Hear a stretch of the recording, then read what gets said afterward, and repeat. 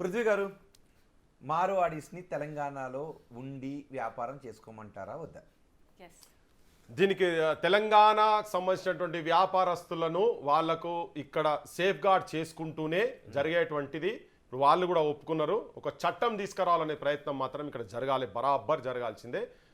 ఇక్కడ వాళ్ళని safe gourd చేయాలి. ఇక్కడ కుల వృత్తులను కూడా కాపాడే విధంగా, ఇక్కడ బిజినెస్లను కాపాడే విధంగా వీలైనా ఎవరైనా కానీ, బయట నుంచి ఎవరు వచ్చినా కానీ కనీసం కింది క్షేత్రస్థాయి వరకు వాళ్ళను కాపాడుకునే ప్రయత్నం జరగాలి. అటువంటిదైతే వాళ్ళు ఒప్పుకున్నారు కాబట్టి ఇక్కడ పంచాయతీ లేదు ప్రస్తుతానికి. ఇక్కడ ప్రాంత ప్రజల మనోభావాలు దెబ్బతినే విధంగా వాళ్ళ భాష కూడా మార్చుకోవాలి, వాళ్ళ సంఘాల భాష కూడా మార్చుకోవాలని క్లియర్గా చెప్తున్నాను. ఇప్పుడు ఉన్నటువంటి పెద్ద మనిషి చాలా మాటలు మాట్లాడి, ఇవాళ కూడా మాట్లాడి, నేను కావాలని అవన్నీ తీస్తలేను.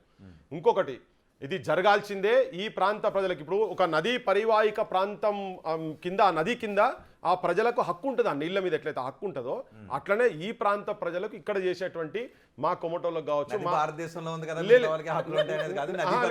అదే పంచాయతీ కదా, ఏ పరివాహిక ప్రాంతాల మీద ఉంటది బరాబర్. అరే ఇది న్యాచురల్ జస్టిస్. నేను ఒక ఉదాహరణ చెప్తాను.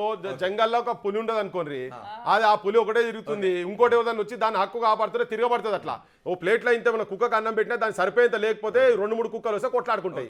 సో అట్లనే ఇక్కడ ఈ ప్రాంతం హక్కు కాపాడాల్సిందే. దానికి ఏ మాత్రం